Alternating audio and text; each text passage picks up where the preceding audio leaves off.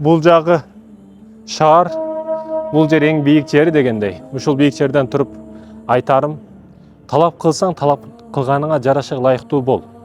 Сулуулукту талап кылып атасыңбы, таза бол деп атасыңбы, демек өзүң дагы таза бол. Мисалы билесиздер, кээ бир аялдар турмушка чыгат, ал өзү ошого чейин сулуу болуп жүргөн, жыпар жытанып жүргөн, күйөөсүн дагы эптеп таза кийиндирип, сону кылып алат. Кээ бир эркектер аялдарына сулуу бол деп атасың, сулуу бол өзүң дагы. Бирөөлөргө буйрук берүүдөн мурда ошого ылайыктуу бол, өзүң көрсөтүп кой, андан кийин бол. Себеби курук сөз менен эчтеке өзгөрүп калбайт.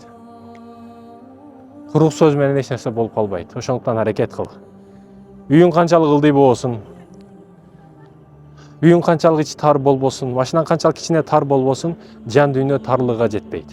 Жан дүйнө тар болсо, кенен жип машинада 3 этаж, 5 этаж особняк үйдүн ичинде да өзүңдүн кичине кысылган абалда сезе бересиң. Эгер үйүң тар, машинаң тар, кичине болуп, бирок жан дүйнөң кенен болсо, жан дүйнөнү кенен койсоң, анда сен ар бир учурда, ар бир жерде, кичинекей жерде дагы бактылуусуң. Эмне үчүн адам өлгөндөн кийин кабырда түшүп, кабырда азапталат?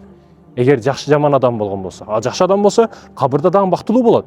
Демек биздин үйүбүздүн же бул жашоодо жашап жаткан учурубуздагы нерселердин кичинелиги эмес, жан дүйнөбүздүн, ички дүйнөбүздүн кеңдиги ар бир нерсени кең кылат экен. Ал кабырды дагы кеңинен нурдуу кылып салат экен, эгер ичибиз таза болсо. Ошондуктан жан дүйнөңө маани бер. Мусор ящик болуп калбасын жан дүйнөң.